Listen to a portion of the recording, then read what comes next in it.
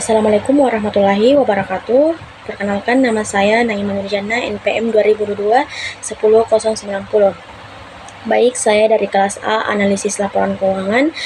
Adapun yang diberikan dosen tugas kepada saya yaitu PT Makmur Sentosa Tbk baru saja merilis laporan keuangannya untuk tahun 2023. Berikut data yang tersedia dari laporan keuangan dan informasikan dari informasi pasar.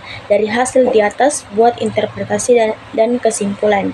Baik, kita masuk di pembahasan, yaitu jawaban yang pertama ada price to earning atau rasio, atau P garis miring E atau rasio. P per E sama dengan harga saham per lembar dibagi earning per share atau EPS. EPS sama dengan laba bersih dibagi jumlah saham beredar, sama dengan 10 miliar dibagi 10 juta mendapatkan hasil 1000, dan PB rasio sama dengan 5000 dibagi 1000 sehingga mendapatkan 5.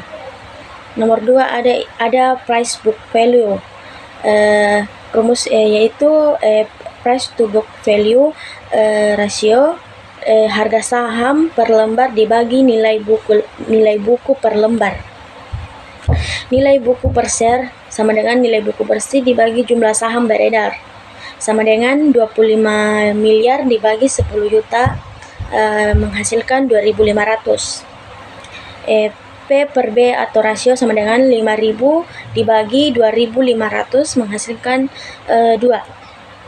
Yang ketiga ada dividend yield.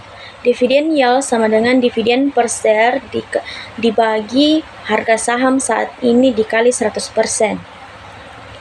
Dividen per share sama dengan total dividen yang diberikan dibagi jumlah saham yang beredar sama dengan 2 miliar dibagi 10 juta menghasilkan 200. Dividen yield sama dengan 200 dibagi 5.000 dikali 100% menghasilkan 4%. Yang keempat itu ada earning yield. Earning yield itu sama dengan EPS dibagi harga saham per lembar dikali 100%. Sama dengan 1000 dibagi 5000 dikali 100% mendapatkan 2%. Yang kelima itu menghitung price to sales ratio atau P per S.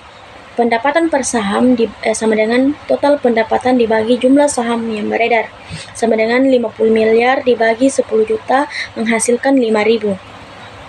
P per S atau rasio sama dengan 5.000 dibagi 5.000 menghasilkan 1. Yang keenam, yang terakhir itu ada dividen payout atau rasio. Dividen per saham sama dengan total dividen dibagi jumlah saham yang beredar, sama dengan 2 miliar dibagi 10 juta menghasilkan 200. EPS sama dengan laba bersih dibagi jumlah saham beredar 10 miliar dibagi 10 juta menghasilkan 1000.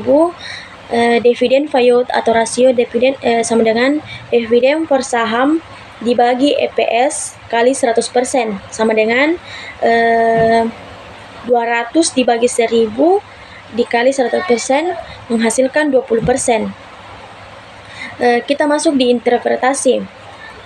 Berdasarkan rasio yang dihitung, yang pertama itu rasio P per S per E yaitu 5. Saham diperdagangkan dengan laba 5 kali lipat yang menunjukkan bahwa investor bersedia membayar Rp5 untuk setiap satu laba. P per E yang lebih rendah dapat menunjukkan bahwa saham tersebut dinilai terlalu rendah atau bahwa perusahaan tersebut memiliki prospek pertumbuhan masa depan yang buruk dibandingkan dengan perusahaan sejenis.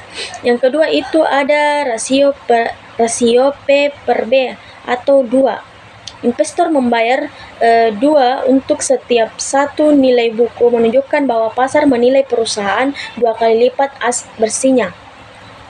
Yang ketiga itu ada dividen yield sebesar 4%, merupakan hasil investasi dari dividen saja. Artinya investor menerima 4% untuk setiap 100 yang diinvestasikan pada saham. Yang keempat itu ada hasil pendapatan. Hasil pendapatan itu senilai 2%. Ini adalah hasil pendapatan yang rendah, menunjukkan bahwa perusahaan menghasilkan pendapatan yang tidak signifikan dibanding dengan harga sahamnya. Yang kelima itu P/S atau rasio senilai 1, artinya investor membayar 1 untuk setiap satu penjualan perusahaan yang dianggap netral. Yang terakhir itu ada rasio pembayaran dividen sebesar 20%. Perusahaan membayar 20% dari pendapatannya sebagai dividen, yang berarti perusahaan menyimpan 80% untuk investasi kembali atau tujuan lainnya. Kesimpulannya yaitu, secara keseluruhan PT Makmur Sentosa Tbk tampaknya merupakan perusahaan dengan rasio P/E yang rendah, menunjukkan potensi undervaluation, hasil dividen yang layak, dan rasio pembayaran dividen yang konservatif. Perusahaan ini juga memiliki hasil pendapatan yang kuat dan rasio harga terhadap buku dan harga terhadap penjualan yang wajar. Baiklah, itulah jawaban saya dan penjelasan saya. Kurang dan lebihnya mohon dimaafkan. Wabillahi taufiq wal hidayah. Wassalamualaikum warahmatullahi wabarakatuh.